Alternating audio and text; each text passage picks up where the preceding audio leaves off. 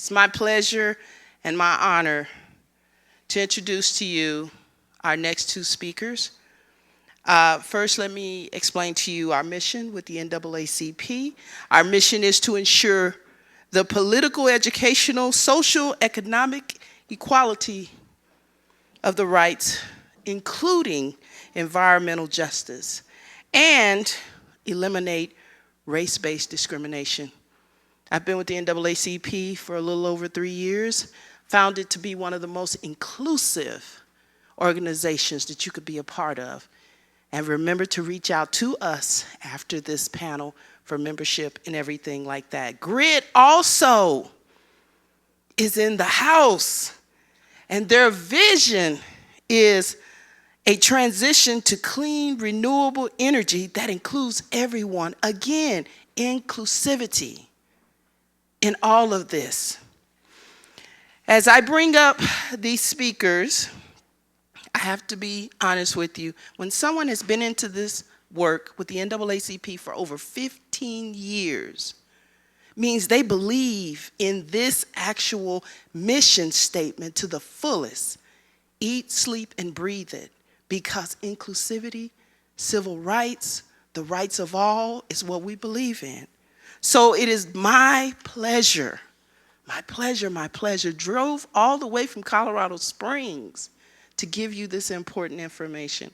I would like to bring up my president, State Conference, Region 4, Miss Rosemary Lytle, as well as from Grid. And her name is April Valdez. Can we give them both a hand, please?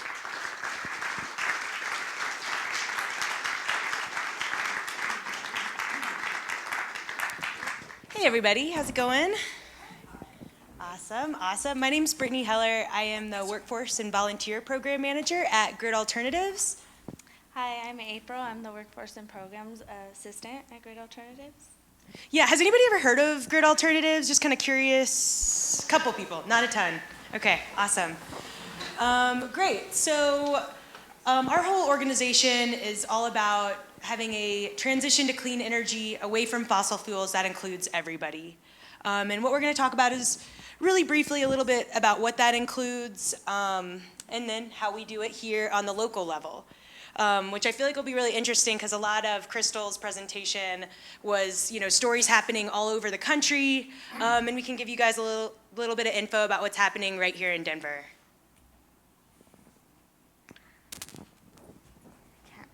Sorry, I'm going to come over here because I can't. You have the mic needs to be close. Okay. So our vision is a successful transition to clean energy that includes everyone, and our mission is to make renewable energy technology and job training accessible to underserved communities.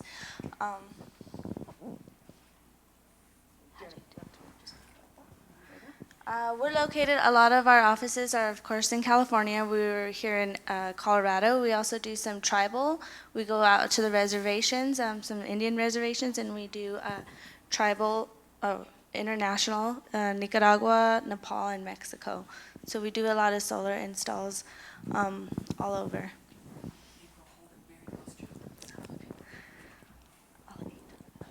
Okay, great. So just a little bit about how much we've done since we started.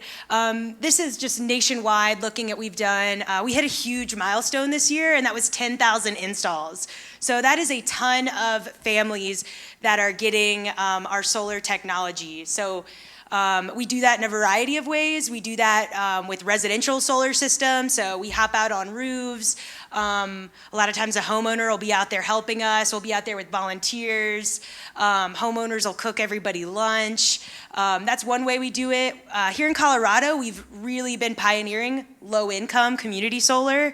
There's a ton of amazing work in policy and just in general here in Colorado with low-income community solar. So we do that through those avenues and also with multifamily. So we work and are partnering with affordable housing providers. So with DHA, Denver Housing Authority, here in Colorado, out in California, there's a lot of different partnerships happening. Again, because there's all these buildings that could use solar and it could really benefit those residents. So we mentioned, we want this transition to clean energy to include everybody. And how that works is really through three main avenues. The first way is, actual solar installation. So we're going on people's roofs and we're actually giving them this solar technology. And also, just so you guys know, I think we mentioned it a few times, but all of our solar projects are for low-income individuals and families. So there has to be that low-income component. So that's the first way. The second way is through workforce development. Solar jobs are amazing jobs. These are living wage jobs where you can become homeowners, you can provide for your family. These are good jobs. And if you look at the demographics of the Colorado solar industry right now, it's nationwide, it doesn't really reflect the nation's population. So a really big thing that we do is working with underrepresented communities and bringing them good job training, getting them on job sites, giving them all the skills to help remove some of those barriers. And then we also do a lot of policy work. So tons and tons of work nationwide, particularly on low-income solar access. Because again, this transition is not going to happen unless we are including our low-income friends and community members. It's just not going to happen unless we include everyone. So here's just some lovely shots of us installing on a site, workforce programs. And one thing we're really here to talk about a lot today is our main workforce program here in Colorado. And that's called Solar Training Academy. And this is a 2-week crash course in solar. So people won't walk out of this being experts in solar installation, but they'll certainly know if this is a career that they're ready to pursue. And it includes, hopping on 3 different solar sites and installing with our crews. They're getting a lot of safety certifications. And really, this is a great catalyst to get into the industry. And if it's not solar, maybe it's construction, maybe it's electrical apprentice. It's usually something quite similar. So, April, you want to talk about some of the activities that are done? So I have a really cool story. I don't know what's going on. Okay. Well, this picture is a couple students from our Solar Training Academy. I was actually part of this group, the first class for the Solar Training Academy. We're learning how to wire here. Okay. This picture right here is us for a community solar project in Weld County, and we're actually lifting up the rafters. It takes a whole team. Really awesome opportunities to get involved. We have volunteers locally and nationally that come out and help us volunteer on community solar and residential. And here's another group of, there I am, of 3 of our interns. This is them during their Solar Training Academy. We have about 15 people that come to the Solar Training Academy. We hire about 3 interns every time. This time we hired 9 interns. So they're all working in the industry, and they're getting paid really great money and learning. There I am. I don't know why it keeps doing this. We're testing out some modules here. I learned a lot when I first started. I was part of a group in the DHA, and I heard that there was a company, a nonprofit company working in my community, and that was GridAlternatives, and they were solar installers. And I had no idea what I was signing up for. I just knew I really wanted to get in the industry and help out my community.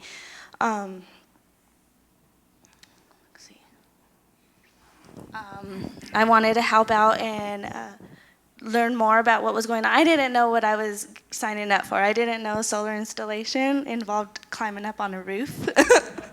I found out shortly that, I was surprised, and I was happy to do it, and I really was a success story. Not only did I do the 2-week training course, I did SolarCorp for 13 months. GridAlternatives helped me pay for me to work for them and teach other people about solar and how to do solar installations, and it was just a sense of pride, that I'm able to work in my community and now offer people in my community a way to help save the environment, the community, and their families by getting jobs.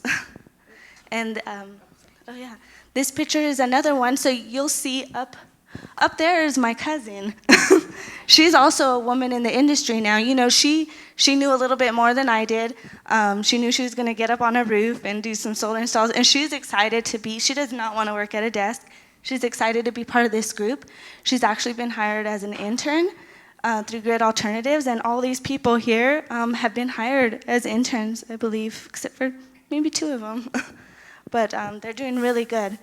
So I'm excited, and if you guys know anybody that likes to do the Solar Training Academy, I want to invite anybody to come talk to us after. Yeah, thanks, April. I didn't want her to leave out the story about Michelle, her cousin, who joined us. It was pretty awesome. Before she hopped up on that roof that day, she was really afraid to go on roofs. And she also asked me if we would ever consider hiring a woman installer. And I said, of course, yes, that's our whole mission, is getting more women in construction. And I was a woman installer too. So not only are we talking about, socioeconomic diversity, we're talking about racial diversity, we're talking about gender diversity. All of that is something we really focus on at Grid. So just a little bit about, how many people have come through our program. We've had 5 cohorts move through it. This graph's getting a little cluttered, but basically we've had 51 graduates so far, and we've had 58% of them report jobs back to us. So we're really excited. We're getting a lot of traction in the community. We're partnering with for-profit electrical contractors that are hiring our interns straight away. One thing, I'm about to go through a little bit of our project demographics, but I think in our last group, probably 80% were reentry, so recently incarcerated individuals trying to find careers. And we targeted those groups, but the need is overwhelming for people who are leaving incarceration to find a career that isn't flagging or something like that. It's a challenge. And so we've got lots of partners right now who are hiring those folks, but there's still an uphill battle of working on that kind of with everyone in Colorado, aside from Gridland. So our demographics are still about 25% women and 75% men. That's a little bit better than the construction industry on the whole, as you can imagine, but still lots of room for improvement there. Pretty wide mix of racial diversity here. I feel like this is pretty good compared to, Denver demographics. But really one of the most important things is, there's a lot of these numbers, but just hearing people's stories. The amount of people that we're working with is smaller than it was a year ago, but it's really true that the amount of impact that we're having on each of these individuals is so much more. April is one of them. She mentioned, coming from the Denver Housing Authority Opportunity Center, and now she's full-time employed with us. She was out of the workforce for a while, and now she's just been rocking it, and it's really exciting to see her growth. Dominic Olivares, he was hired as an intern, and he loved it so much he brought his brother to the next Solar Training Academy, and then they both decided they were going to have this contest to see who can become a master electrician first through solar. So that's super cool. Wes Cowan was a single dad when he came to us, and he had to drop out of school to take care of his girl. He was studying environmental science, and he loved solar. He just came to life on the job site, and after leaving an internship with us, he worked for a solar temp agency and then got hired full-time by a company called Ion Solar. And then another really amazing story is Ruth. Ruth came to us through a community partner of ours that focuses on reentry. She came to us at the very last minute of Solar Training Academy, and we let her in even though we were way overbooked. But she just has more grit than anybody I've ever seen. We hired her as an intern, and then we just offered her a job through our Americorp SolarCorp program. So she's hired on for 13 months, and just seeing the growth and seeing her lead groups of corporate volunteers, all these people, she just jumps right in, and it's just so amazing when you give somebody a chance.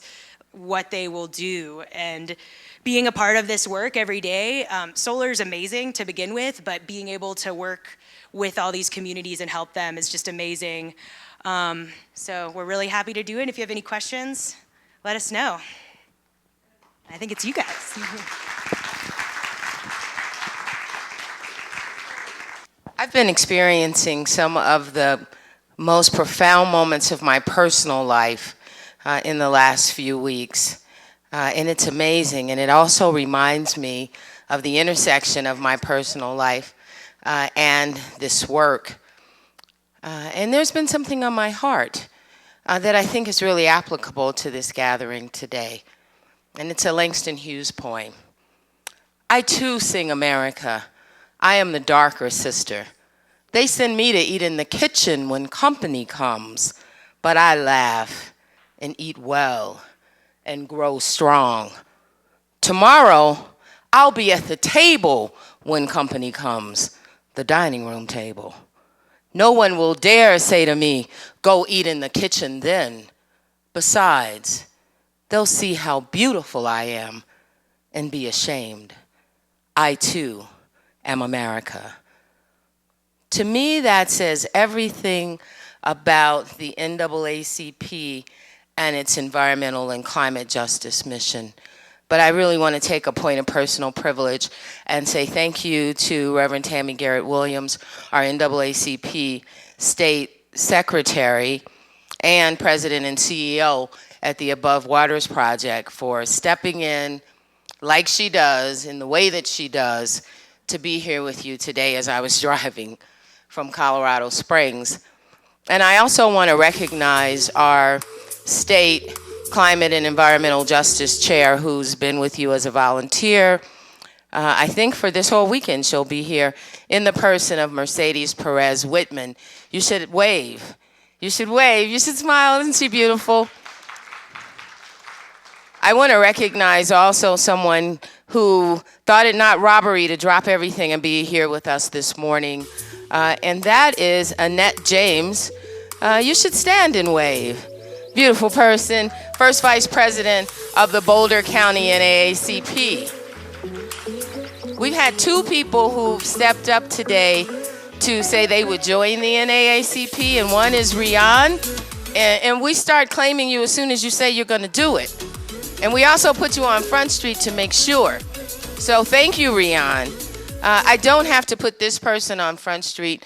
He's the reason for many of our solar and clean energy connections and victories, but he's also going to step up to membership. And that's Harv Teitelbaum, who's here today and who's responsible for me being here. I think you should stand in the way that NAACP does and wave, even if you're waving a fist, which he has done for a long time with Sierra Club. Of course, thank you to the organizers of this. I think it's important. There's some music going on. If it was Rose music, it would be like jazz, which I won't oppose. I'm kind of beginning to feel this. Okay. Yeah. Okay. You know, hey, we give way to music. We're still mourning the passing of Aretha Franklin, so maybe we should have some soul music on in the background. Listening to the presentation that was delivered electronically from Crystal Young, amazing presentation, reminded me of something that I want to share with you before I get started, and that's tips for allies. I want to remember to say this almost everywhere I go, especially in Colorado, Montana, and Wyoming, the states where I do my work for the NAACP State Conference. I just want to remind myself and our allies to listen with an open mind, and that sometimes means just listening, to believing the narrative, to believing the stories that you hear, and putting yourself in those places where people are who you would like to serve and connect with. Believe the narrative. Don't doubt it. I want to remind all of us to use preferred words, whether they're pronouns, whether they're names, whether they're terms, and to use them appropriately. I am black with an uppercase black. I'm the uppercase B black person. Although I work with people who have been called by a system, and we're here for system change, felons and offenders and etc. I don't use those words. I never use the F word. So we want to use preferred words. We want to remember that some people want to be, must be, need to be, and have asked to be identified as them. And we can do that. We won't disbelieve and won't say, well, my tongue won't make me say them. It will. It will. You should practice it in the mirror. Sometimes I practice stuff in the mirror before I come out into the world. I want to remind us that being an advocate doesn't mean being a savior. It means stepping back. And I want to remind us that being an ally means connecting the people who you serve to resources and opportunities in a way that is a lot of times under the radar, unbroadcasted. I spent 20 years in journalism, imagine, unbroadcasted. And I think that's where the beauty really lies. Okay, we're there? How wonderful. Okay, the next slide is the next slide. But we could leave that one there for a moment if you'd like. Okay, thank you. I want to say a little bit about the NAACP Climate Justice Mission. I've had so many people say, is climate justice really a civil rights issue? Crystal Young said it was a human rights issue. I believe that to be true. So environmental injustice has a disproportionate impact on communities of color and on challenged communities in the United States and around the whole globe. We do at our national office have an environmental and climate justice programs department that's headed by one of the innovators of this movement around the world, Dr. Jackie Patterson, who actually brought me into this work along with Ben Jealous. So I never doubted that these were civil rights issues. We know that race is the number one factor and number one indicator in where a place that is toxic will be located. It's the number one indicator of the placement of toxic facilities in this country. So we want to believe that narrative. They didn't just come to be there. Environmental injustice is about people in Detroit, and it's about people in Ohio. It's about people in Colorado Springs. One of the communities where we do most of our work, and indeed where we had our office, the Hillside community in Colorado Springs, sits right kind of at the foot of a coal-fired plant. And people have lived, been sick, and died right there in that location, and documented for all of the years that it has been there impacting the community. Climate change and environmental injustice are about sisters and about brothers. I want to say today, I usually say people of color because, as Reverend Tammy said, we do everything we do in an inclusive model. That means everybody is welcome. Yes, I'll answer the unasked question. Can white people join the NAACP? White people started the NAACP. What? Yes. So, but today I want to say it's about brothers and sisters. It's about black folks, whether they're in West Virginia or whether they're in Tennessee, who are breathing toxic ash and have been breathing it for a long time. And it's also about environmental injustice and climate change, are about the fact that it's easier in some communities to buy a bag of Cheetos. There's no nutritional value in a bag of Cheetos, no matter how much you might personally want it, and I never do. It's easier to buy a bag of Cheetos than it is to buy a fresh apple, and that's injustice according to the NAACP. If you want to read more about our programs and about our climate program specifically, you could do so at naacp.org. There is a tab for all of our game changers. There are 5 game changers. Ben Jealous brought that term to us. He said it looked like the hand. So you can't live without any of them. They're indeed intersectional, and that's education. We know the NAACP, an innovator in educational equity in this country. It's about health. It's about civic engagement and voting rights. It's about criminal justice and criminal injustice and criminal justice reform. It's about environmental and climate justice. And we use the foundation as youth leadership and development. Don't make me talk about that. That's a whole nother story. We always, and the NAACP included, want to have more young people sitting in our rooms than people who just became grandmothers like myself. I've been living in Sydney World. I can't even go for 5 minutes without saying Sydney's World. Okay.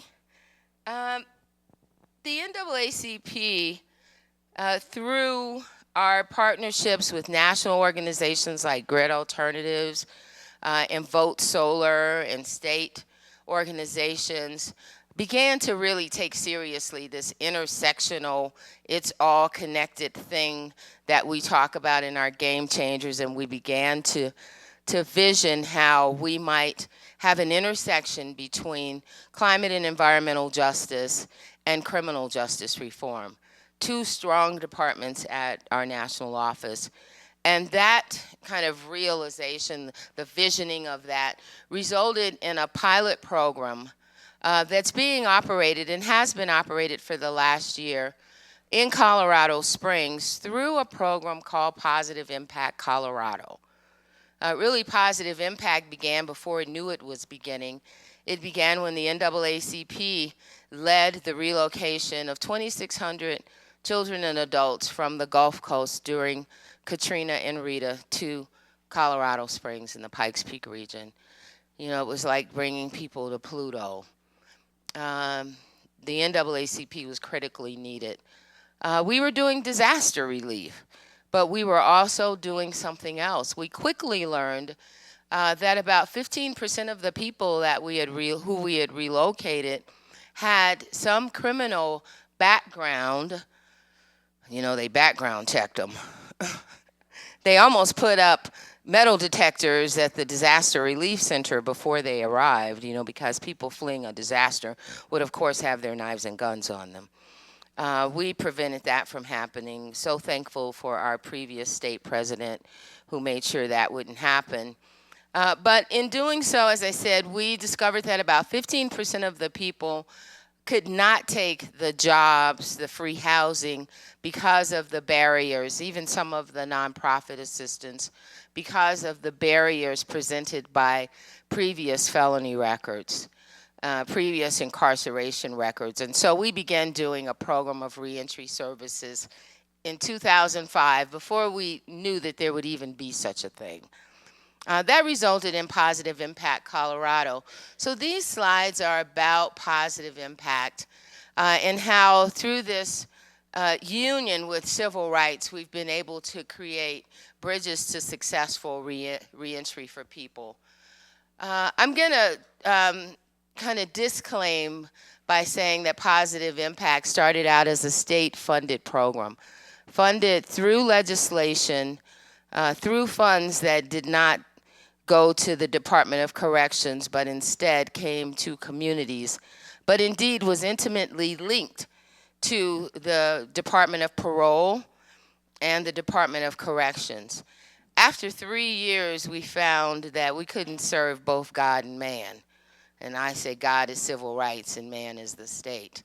Okay, it's just how it is. And we knew we had to do it in a different way. But we were able to reach an incredible group of people who have been not victimized by what they did, but victimized by a system that we put in place, a structure of injustice that we call criminal justice. Ha ha, not true at all. But more than 2,000 people are released on parole in El Paso and Teller counties where this program operates every year. And so when they're coming out, this is what they want to do. They want to rebuild their lives. Number one, they want to reunite with their families. Family is the most important thing. They want to follow the conditions of their release, which they have to sign off on and pay for and really stake everything on, or they're going back. We know that recidivism is real, and especially in Colorado. So, we talk a lot about rehabilitation and et cetera, but we talk about restoration and how people can, kind of restore their lives in the way that they envision. This is the family of one of our star. Everybody is a star. There's a soul song that says that. But this is the family of one of our positive impact stars. And you see young Joseph Thompson with his striped shirt on, coming up in Gary, Indiana, which happens to be my hometown as well. And, of course, Michael Jackson's. With his family, everybody's beaming. There was no way in the world that they imagined what would come to his life. We could go to the next slide. Thank you so much. I appreciate you. What indeed came was something that a bright, young, he's still young, 34 years old, civically aware, personally motivated. What indeed happened was, this entry into the Colorado Department of Corrections. We say that reentry should begin as soon as people enter the criminal justice system. As soon as you're convicted of, I hate these words, as soon as you're convicted of something in this state, reentry should start happening. We don't do that. We don't do that for all the reasons that Crystal talked about. When she was talking about privatization, I was thinking about for-profit prisons. People want to say, they're private prisons. No, they're for-profit. And so who are they profiting from? The backs of people who should have every full right in a democracy, including the right to vote, may I add. That should be happening in Colorado, just like it happens in some other states. You can't tell me that you really want me to come back and be a productive citizen when you take away the franchise of citizenship just because of what you said I did and how long I should sit where you said I should sit and work for 25 cents an hour? Okay. Yes, let's move on. Obviously, this was created for something else other than what we're doing right now. But these things are important to people when they return.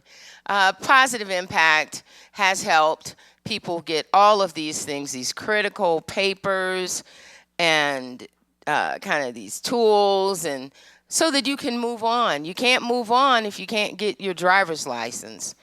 If you want to be a truck driver, they make good money. You can't do so without a driver's license and then your CDL.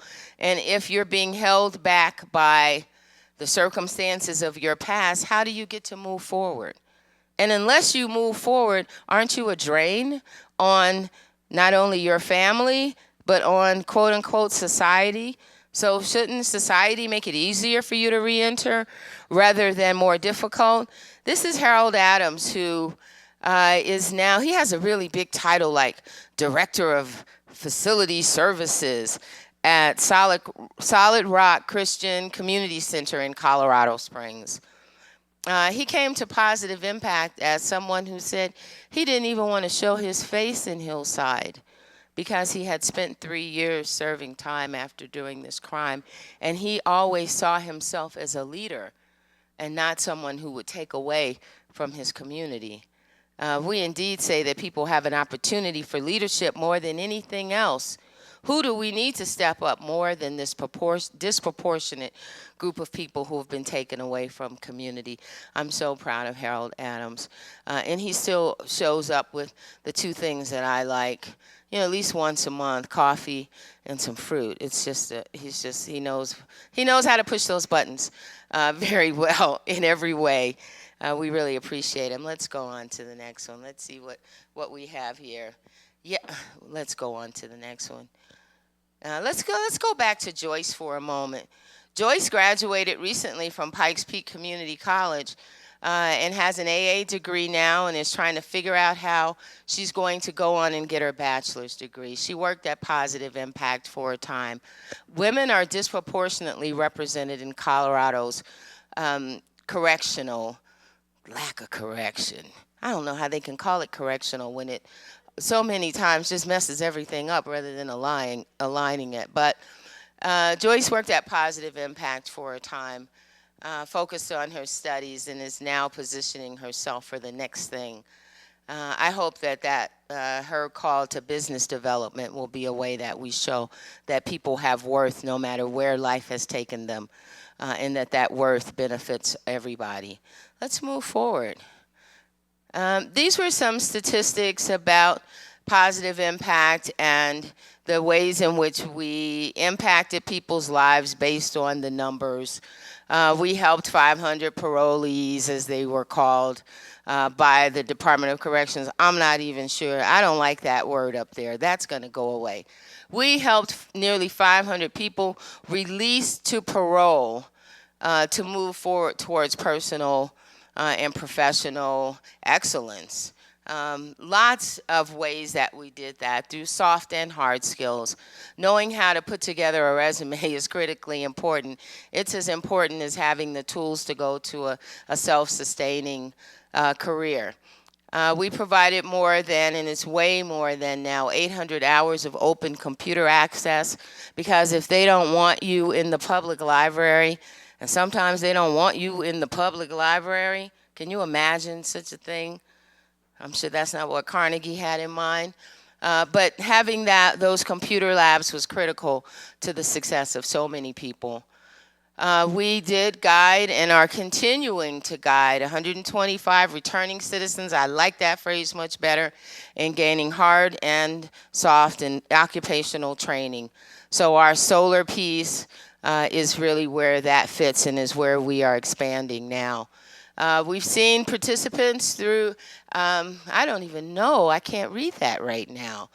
Okay, we talked before about documents that people need, so 109 people acquired all those documents that are necessary for public life and moving forward, things that we really take for granted. They're in our wallet, but we don't care. Those things are so valuable. We have a bell that was a bell given to my daughter's grandfather by the city of Philadelphia, and she gave it to me because I would ring this bell every time she had a personal accomplishment when she was growing up. And so we rang that bell. We've rung that bell now actually more than 300 times to say that someone had gotten a job or been accepted to school or is in a training program, and to salute really their personal victories. Let's go on. Yeah, you can find more about Positive Impact Colorado, but you have to do it quickly because this website is going to transition. Right now, it's at positiveimpactco.org. In our newest incarnation, and I'll tell you, starting a small nonprofit that delivers services, wow, just starting a small nonprofit, that's enough. One that delivers services in a credible and authentic way is more than a notion. Hardest work I've ever done, maybe outside of parenting or, well, yeah, no, that was kind of easy. Hardest work I've ever done is trying to meet the expectations of a grant. So small nonprofits are challenged. If you believe in them, help them, contribute to them. Money works. Volunteer time is probably more important than anything else. We've had a volunteer who's answered our phone calls for almost a year. She's kept the office phone, cell phone, with her so that we could downsize and save money. I liked having a nice office. Harv, I think you came to my office when we had the big one in Central Colorado Springs. It was really nice. Was it nice? It was really nice. It had leather chairs and all that stuff. We didn't need that to do the work of reentry. As a matter of fact, the work that we've done most authentically has been in the last year, while we've downsized from that beautiful office to a basic office and now to a co-working space. We've been able to concentrate more on delivery to people. And I think that for me, you know, maybe that was kind of my salvation, was being able to know that it wasn't in any of that. Our success isn't in that. It's in Joseph having a picture with his son that looks like the one that he had with his mom and dad and sister. That's where the success lives. So now, because I said of our work with our national office, we have been funded. We stepped back for a year to raise money. Imagine how you would have to do that.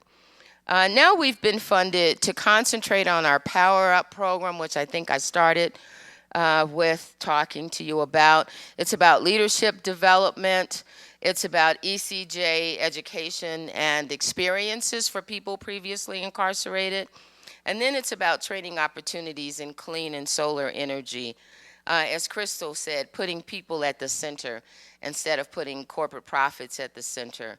And the energy being about the common good, and democracy being about human good, about what we owe to this third planet from the sun. I have really, really beautiful hopes for the 9 people who are going to be funded for clean energy jobs through this new Power Up funding from our national office and from the Climate Justice Alliance.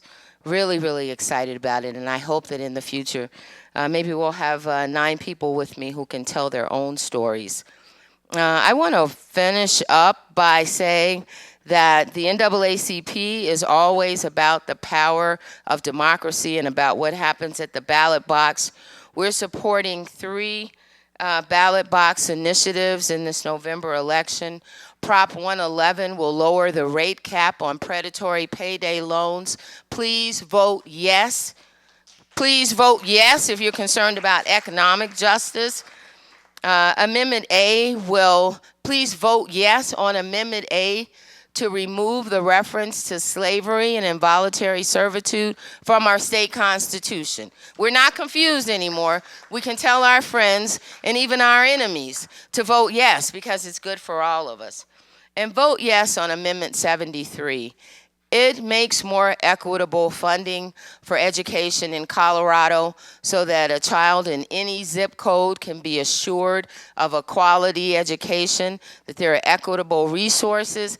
And even though it's oh God, the dreaded tax increase, I believe you have to pay taxes if you want to have okay, don't make me go there.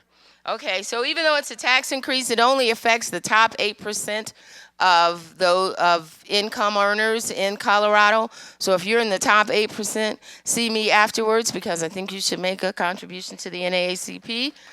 Absolutely. So vote yes on Prop 111, Amendment A, and Amendment 73. Don't forget, this is not the time to critique the Democratic Party nor the administration of President Obama. This is the time to save our democracy. Everybody vote. Take 5 people to the polls with you, even if that's your kitchen table.